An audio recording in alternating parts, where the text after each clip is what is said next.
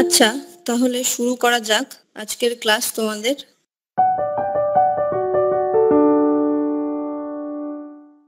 প্রথমে তোমরা সিলেবাসটা একটু দেখে নাও। এটা হলো নবম শ্রেণীর সাহিত্য সম্ভার। এখানে তোমাদের 11টা মতো কবিতা রয়েছে, গদ্য রয়েছে কিছু, এই 11টা 12টা মতোই। সব মিলে 26টা অংশ তোমাদের এখানে পড়তে হবে। আচ্ছা, এখানে তোমাদের সবগুলো তো একটা ক্লাসে বলা সম্ভব নয়। মানে ধরো অনেকগুলোই কবিতা, গল্প এবং এই অনুবাদ সাহিত্য রয়েছে, যেগুলো একটা ক্লাসে সবগুলো বলা সম্ভব নয়। সেই জন্য তোমাদের বোঝার সুবিধার্থে একটা একটা পার্ট করে তোমাদেরকে এখানে বলা হবে। সেইভাবে তোমরা বাকিগুলো কিন্তু মানে বুঝতে পারবে যে কিভাবে এটা পড়তে হবে বা কিভাবে কোশ্চেন তৈরি করতে হবে। তো আর এটা বলে রাখি, দেখো তোমাদের এই মাদ্রাসা সার্ভিস কমিশন, যেখানে এই বাংলার মক টেস্ট সিরিজটা তোমাদের কিন্তু চলছে, হ্যাঁ, এই রুটিন অনুযায়ী তোমাদের পরীক্ষাগুলো চলছে এবং চলবেও। আর এটা হচ্ছে তোমার অলওয়েজ ওপেন রয়েছে। এটা তোমরা যখন ইচ্ছে তোমাদের সুবিধা মতো সময় মতো তোমরা কিন্তু পরীক্ষাগুলো দিতে পারবে এবং সঙ্গে সঙ্গে তোমরা রেজাল্টটাও দেখতে পারবে, কটা ঠিক বা কটা ভুল হয়েছে এবং ঠিক অ্যান্সারটা কি সেটা তোমরা সঙ্গে সঙ্গেই দেখতে পারবে। তো এটা পেইড ব্যাচ। তোমরা যদি ইন্টারেস্টেড থাকো তাহলে এই নাম্বারে তোমরা যোগাযোগ করো, কল বা হোয়াটসঅ্যাপ। তো যারা যারা ইচ্ছুক এই মক টেস্ট পেড, এটা পেড মক টেস্ট, খুবই সুলভ মূল্যে এটা তোমরা পেয়ে যাবে। আরো ডিটেলস জানার জন্য এই নাম্বারে একটু যোগাযোগ করে নিও তোমরা, ঠিক আছে? আচ্ছা দেখো, এই নবম শ্রেণীর নগরলক্ষ্মী কবিতাটা, এখানে কবিতাটাই আমি রেখেছি। এর থেকে তোমাদের তো কিছু শর্ট কোশ্চেন পড়তে হয়, তোমাদের তো সব এমসিকিউ টাইপের কোশ্চেন হয় এবং খুব একটা কঠিন যে হয় তা কিন্তু না। তোমরা খুব ভালো করে যদি টেক্সটটা পড়ো তাহলে তোমাদের কোনো অসুবিধা হবে না। এবং সেই সঙ্গে এখানে কিন্তু তোমাদের কিভাবে তোমরা কোশ্চেনটা পড়বে, কিভাবে অ্যান্সার করবে, সবটাই তোমাদের পিডিএফ দিয়ে দেওয়া হবে। ক্লাসের পরে তোমরা পিডিএফটা পেয়ে যাবে। দেখো, তোমাদের মেন যেটা দরকার, যে যতগুলো তোমাদের গদ্য বা কবিতা রয়েছে সেগুলোর লেখক বা কবি এবং তাদের মূল উৎসটা তোমাদের জানার জন্য এখানে উৎসটা দেয়া রয়েছে। যেমন এই নগরলক্ষ্মী কবিতাটা কথা ও কাহিনী কাব্য থেকে নেওয়া হয়েছে। কথা ও কাহিনী 1908 সালে প্রকাশিত, এটা হলো উৎস। কবিতাটা আমি পড়ছি না, কবিতাটা অনেকেই হয়তো তোমরা পড়েছো বা জানো। তো এখান থেকে তোমাদের কিরকম টাইপের কোশ্চেন হতে পারে মনে করো। এখানে খুব বেশি যদি কঠিন না হয় তাহলে এই যে যেরকম কটা ইনভার্টেড কমা এখানে রয়েছে এইগুলো তোমরা একটু খেয়াল করবে। তারপর এই দুর্ভিক্ষ শ্রাবস্তিপুরে, দুর্ভিক্ষটা কোথায়, এইগুলো শূন্যস্থান পূরণ হিসেবে কিন্তু আসতে পারে। এই কবিতাটা যদি ভালো করে পড়ো তাহলে এই খুঁটিয়ে যদি পড়া হয় তাহলে কিন্তু খুব একটা অসুবিধে হবে না। আর পিডিএফ তো তোমরা পেয়েই যাচ্ছ, অসুবিধা নেই। কিন্তু শুধু পিডিএফ বা শুধু কোশ্চেন আনসার পড়ে তো কিছু বোধগম্য হয় না, সেই জন্য টেক্সট পড়াটা খুব জরুরি। সেই কারণে আমি বারবার বলবো যে টেক্সটটা অবশ্যই পড়বে। তারপর দেখো একটা গল্প বা প্রবন্ধ, এটা প্রবন্ধ রেখেছি, বাঙ্গালার ইতিহাস। এটা ঈশ্বরচন্দ্র বিদ্যাসাগর রচনা করছেন মার্শম্যানের হিস্টোরি অফ বেঙ্গল অবলম্বনে 1848 সালে। তিনি এই হিস্টোরি অফ বেঙ্গলের যে অনুবাদটি করেন সেইটা হলো বাঙ্গালার ইতিহাস। তো এখানে একদম সংক্ষেপে মানে অরিজিনাল যেটা রয়েছে পুরোটা বাঙ্গালার ইতিহাস, তার থেকে কিছু সংক্ষিপ্ত অংশটা এই অংশটিতে তুলে ধরা হয়েছে প্রবন্ধটিতে। এখানে তোমরা দেখো আমি কয়েকটা পয়েন্ট আউট করেছি বোঝার সুবিধার্থে। যেমন গল্পের প্রথম লাইন, বেলা 5টার সময়, গল্পটা শুরু হচ্ছে বেলা 5টার সময় এই লাইনটা দিয়ে। এটা খুবই ইম্পর্টেন্ট একটা লাইন। এখানে সিরাজউদ্দৌলার সঙ্গে হলওয়েল সাহেবের যে সেই সময়কার যে একটা যুদ্ধে পরাজিত হয়েছিলেন ইংরেজরা, সেই ইংরেজদের সিরাজউদ্দৌলা বন্দি করে রেখেছিলেন একটা সময়, এবং সেই বন্দি দশার যে ভয়ানক অবস্থাটা সেটা কি হতে পারে এবং সিরাজউদ্দৌলার সেনাপতি সেই বন্দীদের সঙ্গে ঠিক কি মানে ব্যবহার করেছিলেন সেই সমস্ত ব্যাখ্যা এই প্রবন্ধটার মধ্যে রয়েছে। অর্থাৎ সেই সময়কার যে বাংলার অবস্থা সেটা একটু জানা যায়। তো এইখানে হলওয়েল সাহেবের কথা রয়েছে। হলওয়েল সাহেব যাকে সিরাজউদ্দৌলা বন্দি করেছিলেন কিন্তু পরে আবার মুক্ত করেছেন। এই জন্য এখানে এই পয়েন্টটা করা হয়েছে যে সিরাজউদ্দৌলা হলওয়েল সাহেবকে মুক্ত করেছেন। কাকে মুক্ত করেছেন? হলওয়েল সাহেবকে। তারপর দেখো, ওই সিরাজউদ্দৌলা সেনাপতি 146 জন ইউরোপীয়কে বন্দি করেছিলেন। সেই জন্য এইটা একটা ইনফরমেশন, ভালো ইনফরমেশন, সেটা তুলে ধরা হয়েছে। তারপর সিরাজউদ্দৌলা সেনাপতির নাম কি? মানিক চাঁদ। এইরকম ছোট ছোট এই পয়েন্ট আউটের মাধ্যমে তোমরা বুঝতে পারবে যে কোশ্চেনটা ঠিক কিভাবে হতে পারে। তোমাদের মক টেস্ট দিতেও সুবিধে হবে এবং পড়তেও সুবিধে হবে। এই যে ম্যাম, অন্ধকূপ সম্পর্কে বলা হয়েছে এখানে। হ্যাঁ বলো। বলছিলাম এখানে তো সেনাপতি 2 জন। হ্যাঁ, দুজনের কথা উল্লেখ রয়েছে, একটা মোহনলাল রয়েছে এবং মানিকচাঁদ। মানিকচাঁদের কথাটা প্রথমে রয়েছে। এবার সমস্তটা আমি তুলিনি, তোমরা পরে ওটা পিডিএফ পেয়ে যাবে, ঠিক আছে? ম্যাম, এখন আমি ম্যাম যেটা বলছিলাম, যদি প্রশ্নটা এই মতো হয় যে সিরাজদৌল্লার সেনাপতির নাম কি, এবার দেখা হলো যে 2জনের নাম দিয়ে দিল, তো আমরা কোনটাকে ঠিক বলে ধরবো? থাকবে, দুজনের নাম মনে হয় না যে দেবে, কারণ মানিকচাঁদও সেনাপতি ছিলেন, মোহনলালও সেনাপতি।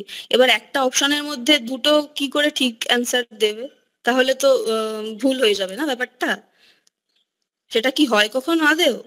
তোমার কি মনে হয় সেটা হবে? ম্যাম ওটাই তুমি জানছিলাম, প্রথমে আছে একজন শেষে আছে, ওইটাই জানছিলাম ম্যাম। ঠিক আছে। মানিকচাঁদ মনে করো অপশনে নেই, কিন্তু মোহনলাল আছে, সেক্ষেত্রে মোহনলাল সঠিক অ্যান্সার হবে। আবার ধরো মানিকচাঁদ রয়েছে, মোহনলাল নেই, সেক্ষেত্রে মানিকচাঁদ অ্যান্সার হবে। দুটোই সঠিক উত্তর। এবার দুটো সঠিক উত্তর নিশ্চয়ই একটা কোশ্চেনের মধ্যে দেবে না, ওকে ম্যাম। এটাই স্বাভাবিক, তাই না? হুম। তারপর দেখো, এই দুর্গের একটা বদ্ধ গৃহের বর্ণনা দেওয়া হয়েছে, যেটা দৈর্ঘ্যে ছিল 12 হাত এবং প্রস্থে 9 হাত। এখানে এই বন্দীদের রাখা হতো শাস্তি দেওয়ার জন্য, যাতে তারা আলো না পেয়ে, বাতাস না পেয়ে একদম মারা যায়। এই অন্ধকূপ বলা হয়েছে যাকে, অন্ধকূপ যার নাম। এই অন্ধকূপে এই 146 জনকে বন্দি করে রাখা হয়েছিল, যার মধ্যে পরদিন 23 জন জীবিত ছিল। মানে ওই একদিনেই এতগুলো মারা গেছেন, এতগুলো বন্দি কিন্তু মারা গেছিল। পরের দিন আবিষ্কার করেছিল যে 23 জনই জীবিত রয়েছে। এই প্রক্রিয়ার নাম হলো অন্ধকূপ হত্যা। এই যে এই সময়টার একটা এখানে উল্লেখ রয়েছে 1756 খ্রিস্টাব্দে। ইংরেজরা বাংলা থেকে দূর হলো এবং দিনামারেরা এই দেশে বসবাসের অনুমতি পেয়ে শ্রীরামপুর নগর সংস্থাপিত করলেন। দিনামার হলো এক ধরনের জাতি, একটা জাতি যার কথা এখানে বলা হয়েছে। আর এই শকত জং হলো সিরাজের পিতৃব্য পুত্র, যার বাস ছিল পূর্ণিয়ায়। একেও পরে সিরাজউদ্দৌলা যুদ্ধে পরাজিত করবে এবং এই শকত জঙ্গের মৃত্যু হবে যুদ্ধক্ষেত্রে। এটা গোটা টেক্সটটা পড়লে তোমরা পুরোটা জানতে পারবে। আমি কয়েকটা সুবিধার জন্য তোমাদের এভাবে পয়েন্ট আউট করে দিয়েছি, যাতে একটা ধারণা তোমরা পাও। মানে কোনো অসুবিধা আছে বুঝতে এটাই? না ম্যাম। ওকে, তাহলে এই বাঙ্গালার ইতিহাস হলো একটা প্রবন্ধ, যেটা আসলে একটা অনুবাদিত গ্রন্থ, যেটা ঈশ্বরচন্দ্র বিদ্যাসাগর অনুবাদ করেছিলেন। এবং এই গ্রন্থ থেকে ওই সমসাময়িক যে বাংলার পরিস্থিতি সেটা জানা যায়, এবং সিরাজউদ্দৌলার এই কারাগৃহের যে অন্ধকূপ হত্যা প্রক্রিয়া সেই সম্পর্কে কিছু জানা যায়। এটা হলো সমগ্র ব্যাপার। তারপরে দেখো একটা রেখেছি, সেটা হলো অনুবাদ সাহিত্য থেকে বাজি। এটা একটা গল্প, রুশ নাট্যকারের আন্তান চেকভ, তার এটা একটা নাটক, এবং এটা তর্জমা করেন সত্য বন্দ্যোপাধ্যায়। এই নাটকটার ইংরেজি নাম বা গল্পটার ইংরেজি নাম ছিল দ্য বেট, যেটা 1889 খ্রিস্টাব্দে প্রকাশিত হচ্ছে। এই গল্পের দুটো পরিচ্ছেদ রয়েছে। এই গল্পটা খুব বিখ্যাত একটা গল্প, হয়তো অনেকে শুনে থাকবে বা পড়ে থাকবে। এই গল্পটা আমি সংক্ষেপে একটু তোমাদের বলে দিচ্ছি, তাহলে বুঝতে সুবিধা হবে। এখানে গল্পটা শুরু হচ্ছে এরকম যে একজন বৃদ্ধ মহাজন, সে তার পূর্ব কিছু স্মৃতি রোমন্থন করছেন। কিরকম স্মৃতি? যে বৃদ্ধ মানে খুব মানে কি বলে, রিল্যাক্সেশন লাইফ লিড করতেন। মানে জুয়া খেলা, তার বিশাল টাকা ছিল, তার মানে ভীষণ অহংকার ছিল যে আমার প্রচুর টাকা, সে টাকা হচ্ছে খোলামখুচির মতো উড়তো, মানে যা তা ভাবে নষ্ট করতো। তো একদিন তাদের মধ্যে এক সন্ধ্যার পার্টিতে তাদের মধ্যে তর্ক বিতর্ক হচ্ছে যে প্রাণদণ্ড ভালো নাকি যাবজ্জীবন কারাদণ্ড ভালো, অর্থাৎ মৃত্যু ভালো না মৃত্যুর থেকে যাবজ্জীবন বন্দি থাকা ভালো, এই নিয়ে একটা তর্ক বিতর্ক হয়েছে। তো এখন এক আইনজীবী ছিলেন সেই পার্টিতে। তো আইনজীবী তখন তরুণ, 25 বছর বয়সের এক আইনজীবী, দেখো এখানে রয়েছে আইনজীবীর বয়স 25 বছর। তো সেই তরুণ এখন তর্ক করছেন যে আমার মনে হয় যে মৃত্যুর থেকে বেঁচে থাকাটা ভালো, তাই প্রাণদণ্ডের থেকে যাবজ্জীবন কারাদণ্ডটা মনে হয় শ্রেষ্ঠ। এখন বৃদ্ধ মহাজন কথায় কথায় ওর সঙ্গে বাজি ধরেছে যে ঠিক আছে তাহলে তোমার সঙ্গে 20 লাখ টাকার বাজি হোক, তুমি তাহলে আমার বাগান বাড়িতে হচ্ছে বন্দি থাকবে 5 বছর, যদি তুমি কয়েদ থাকতে পারো 5 বছর, কারোর সঙ্গে যোগাযোগ হবে না, মানে যেমন একটা বন্দির অবস্থা হয় আর কি, সেইভাবে যদি তুমি বন্দি থাকতে পারো তাহলে তোমাকে 20 লাখ টাকা দেবো। তো এই এই হাস্যকর ভাবেই এই বাজিটা ধরাধরি হয়েছে, কিন্তু এই আইনজীবী আবার বলেছে ঠিক আছে 5 বছর কেন, আমি 15 বছর একটানা বন্দি থেকে দেখাবো। এবার কথা অনুযায়ী সবাই ছিল সাক্ষী, সে কথা অনুযায়ী সে ওই বন্দিত্ব স্বীকার করে 15 বছরের জন্য, আর ওই মহাজনের বাগান বাড়িতেই সে বন্দি থাকে। তার যাবতীয় মানে খাবার দাবার পাঠানো হতো, কথা কেউ মানে কারোর সঙ্গে সে কথা বলতে পারবে না, কারোর সঙ্গে যোগাযোগ করতে পারবে না, তবে তার শুধু বই পড়ার, পিয়ানো বাজানোর এবং ওই তোমার চিঠি লেখার অনুমতি ছিল, এইটুকুই। তো সে সে বন্দি 15 বছর বন্দি ছিল, মানে আইনজীবী 15 বছর বন্দি ছিল, সে সে নানান রকম বই পড়েছে, গান পড়েছেন, নিজের মতো নিজে অনেকগুলো ভাষা শিখেছে। এবার যেদিনকে ওর মাঝরাতে ছাড়া পাওয়ার কথা, যেদিন 15 বছর পূর্ণ হচ্ছে, তখন ওই মহাজন ভাবছে যে এখন যদি এ জিতে যায় তাহলে তো একে আমার 20 লাখ টাকা দিতে হবে, আর সে সে এখন ফতুর, তার কাছে 20 লাখ টাকা এখন দেয়া মানে সে পুরো খতম হয়ে যায়, মানে শেষ, তার কাছে আর কিছু থাকবে না। কারণ সেই আগে 15 বছর আগে যে মহাজন ওই বাজিটা রেখেছিল, সে তখন ভীষণ ধনী ছিল, কিন্তু এখন তার ধার দেনা এত, তার কিছুই নেই আর। সে যদি এখন একে 20 লাখ টাকা দিতে হয় তার সব কিছু চলে যাবে। এবার সেই মহাজন ভাবছে যে আমি তাহলে একে মানে মেরে ফেলবো, তাহলে আর কেউ জানতে পারবে না, আর আমার টাকাও দিতে হবে না। কিন্তু সে ওই মারতে গিয়ে দেখে যে তার মানে বন্দির খুব একদম রুগ্ন মতো অবস্থা, চুল বড় বড় হয়ে গেছে যেমন হয় আর কি। তো সে একটা চিঠি লিখেছে। তো সেই চিঠি পড়ে দেখছে যে ও লিখেছে যে আমার এই বাজি আমি জিততে চাই না, আমি এতদিন ধরে অনেক বই পড়েছি এবং অনেক রকম আমি ভাষা শিখেছি, সাহিত্য, দর্শন, ধর্ম, সব রকম বইও পড়েছে, কিন্তু এই মানে বইয়ের লেখকের উদ্দেশ্যে বা এই সভ্য সমাজের উদ্দেশ্যে সে কিছু কিছু তথ্য বা সে কিছু তার মন্তব্য রেখে গেছে যে আমি এই বইয়ের দুনিয়ায় থেকে তোমাদের এই মজার দুনিয়ায় তোমরা ভোলাতে পারবে, মানে আমাকে ভোলাতে পারবে না, আর এই বই পড়ে বা বই পড়েই সবকিছু শেখা যায় না, ইত্যাদি ইত্যাদি অনেক কিছু রয়েছে। তো তারপরে সে ওই মানে ওই মহাজন তাকে বেরোতে সাহায্য করবে, মানে তাকে পালিয়ে যেতে দেবে আর কি। তার 20 লাখ টাকাও দিতে হলো না, এবং ও পালিয়ে গেল, আরো জীবনের মানেটা সত্যিকারের বুঝতে পেরে ওখান থেকে বেরোলো। তাতে ওর জীবনের হয়তো 15টা বছর নষ্ট হয়েছে, কিন্তু ওই 15টা বছরে ও জীবনের সমস্তটা কিছু বুঝে গেছে, মানে এটা একটা এরকমই গল্প। এটা হলো মূল গল্পটা, আমি তোমাদের একটু মানে বলে দিলাম তাহলে সুবিধা হবে আর কি। এবার দেখো গল্পটির দুটো পরিচ্ছেদ আছে, আর গল্পর শুরুর লাইন হচ্ছে শরতের অন্ধকার রাত, ওই যেই রাতে বৃদ্ধ মহাজন তার স্মৃতি রোমন্থন করছিলেন, মানে এই একটা শরতের রাতেই পার্টিটা হয়েছিল, আর আবার পরে এক শরতের রাতে সে স্মৃতিটা রোমন্থন করছিলেন, মানে যেই রাতে ওর মুক্তি পাওয়ার কথা আর কি। এটা হচ্ছে গল্পের শুরুর লাইন। আইনজীবীর বয়স ছিল 25 বছর, ঠিক আছে। আর যখন ওর ছাড়ার যখন সময় হয়েছিল তখন 47 লেখা আছে বইতে, ওটা আমি এখানে উল্লেখ করিনি, তোমরা টেক্সটটা পড়লে বুঝতে পারবে। মহাজন আইনজীবী 40 হবে। হ্যাঁ 40 লেখা ছিল, মানে 40 কি হবে, কিন্তু 47 যখন ও চলে যাবে তখন মানে বইতেই লেখা রয়েছে যে এখন ওর 47 বছর বয়স, বা ও নিজে লিখছে আইনজীবী, ঠিক আছে, সেই জন্য বললাম। তো ম্যাম এটা আমরা না বেশ কোনটা বয়স্ক নেবো? মনে হচ্ছিল, তাই 47 বলছিল। এখানে 25 হ্যাঁ বছরে হলো, আর এদিকে ধরো বন্দি হলো, আর এদিকে 15 বছর, ওর বয়স তো 40 হচ্ছে। ওর অবস্থা এমন হয়েছিল যে দেখে একেবারে মানে কঙ্কালসার মতো হয়ে গেছিল, দেখে তো মনে আমরা হচ্ছিল না যে ওর 40 বছর, এরকম একটা লেখা আছে। ওই জন্য বলছিলাম যে আমরা কোনটা উত্তর নেব, 40 না ওটা 47? তো 40, দেখো 25 বছর, মানে 25 বছর আইনজীবীর বয়স, তার থেকে 15 বছর তোমরা যোগ করে, যদি 15 বছর সে বন্দি ছিল তাহলে 40ই হচ্ছে, তাহলে ওটাই অ্যান্সার হবে। 47টা তো ও বলছিল, ওই গল্পটা পড়লে তোমরা বুঝতে পারবে, আমি তো আমার মানে জাস্ট পড়ে- তোমার আলোচনা করছিলাম। আর এই তর্জমাটা সত্য বন্দ্যোপাধ্যায়। হ্যাঁ সত্য বন্দ্যোপাধ্যায়, তর্জমা ওকে মানে ম্যাম। যে অনুবাদ করতেন বাংলা। ম্যাম ওই যাত্রাটা যদি এই মতো করে একটু বলে দিতেন। কোনটা?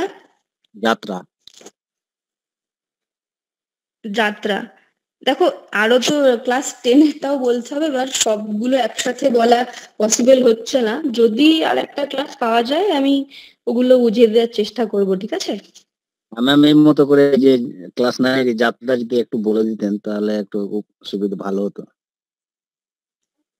আচ্ছা বেশ, দেখছি, ওকে তোমরা ম্যাম। একটু টেক্সটটা পড়ে নিও। আমি এটা যেহেতু আন্তর্জাতিক সাহিত্যের মধ্যে রয়েছে, আমি সেই জন্যই বলে দিলাম, হয়তো সবাই পড়েনি। আচ্ছা, মহাজন হচ্ছে 20 লাখ টাকার বাজি ধরেছিলেন, এটা মনে রাখতে হবে।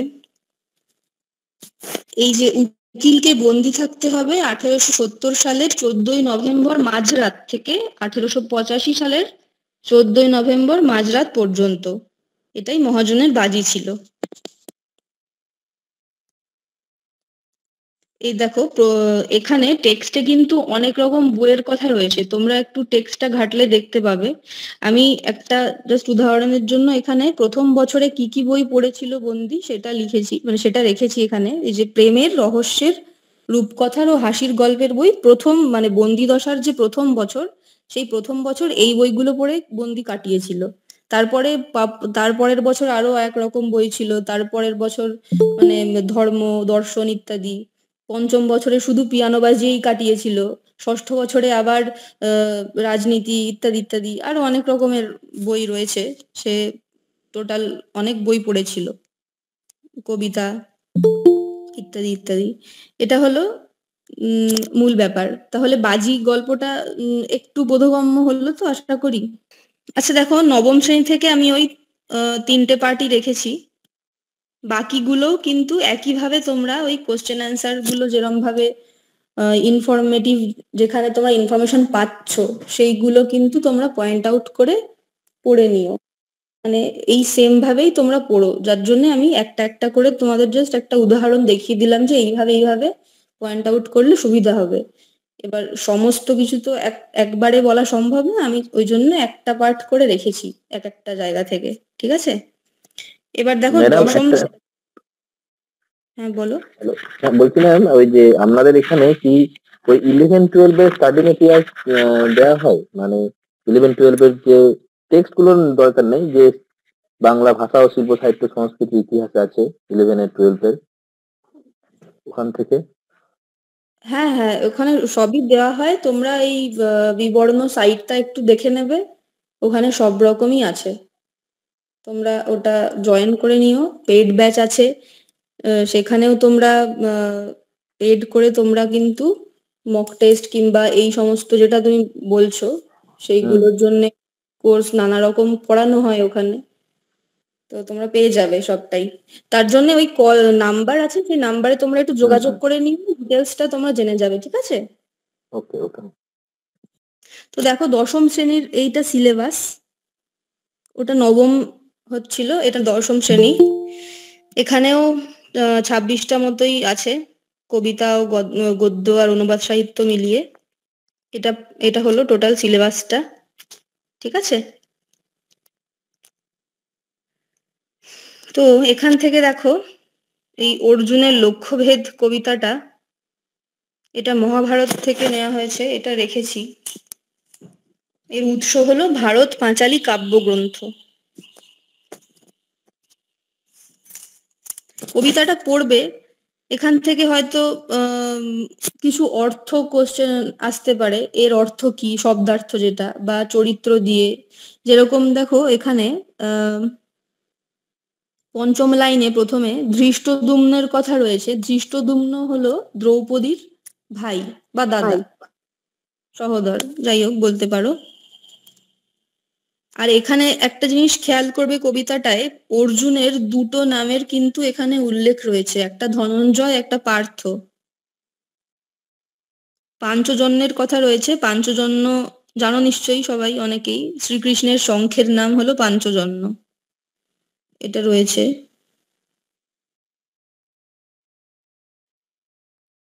এই কিছু কিছু শব্দার্থ বা কোন চরিত্র কি, এইটা একটু দেখে নেবে। সব কবিতার ক্ষেত্রেই এটা এইভাবে পড়লেই হয়ে যাবে। এরপরে মেঘনাদ বধ কাব্য থেকেও রয়েছে, তো ওটাতে শব্দার্থগুলো খুব ইম্পর্টেন্ট, যেহেতু একটু কঠিন হয় মধুসূদন দত্তের কবিতা, সেগুলো একটু তোমরা দেখে নেবে। আচ্ছা, এই কবিতাটা মানে যে প্রেক্ষাপটে লেখা, সেটা কি বুঝতে পারছো? অর্জুনের লক্ষ্যভেদ কোথায় হয়েছিল? অর্জুনের লক্ষ্যভেদ এই দ্রৌপদী স্বয়ংবর সভায় মতো। হ্যাঁ, এই প্রেক্ষাপটটা হলো দ্রৌপদী স্বয়ংবর সভা, এটা একটু মাথায় রাখতে হবে। এখানে অর্জুন ব্রাহ্মণ সেজে এসেছে, এর মানে এটা কোন পর্বের, এটা কি জানো? যখন ওই আত্মগোপন করেছিল ওই পঞ্চপাণ্ডব, ওই ঋতুগৃহ দাহ হওয়ার পরে। এটা এটা বনবাসে যখন ছিল, বনবাস পর্ব, অরণ্য পর্ব, ঠিক আছে।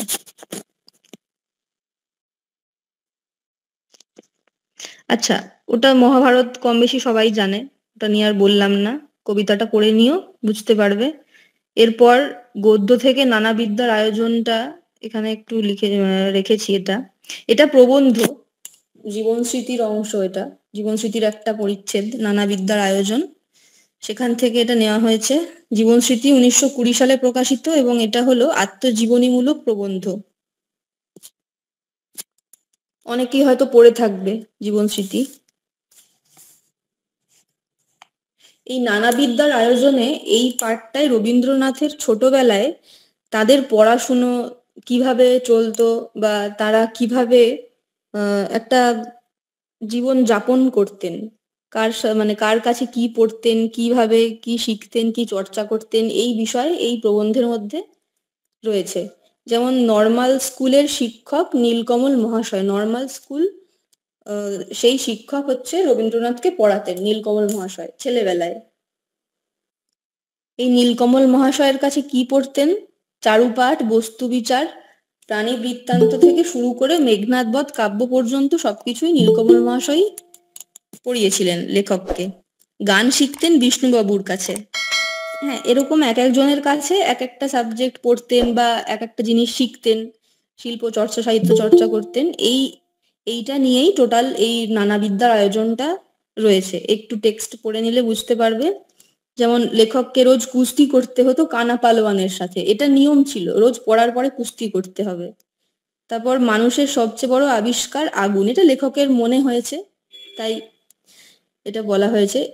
তারপর দেখো, ওই অঘোরবাবুর কথা রয়েছে এই নানা বিদ্যার আয়োজনে। অঘোরবাবুর কথা কিন্তু বেশ খানিকটা রয়েছে।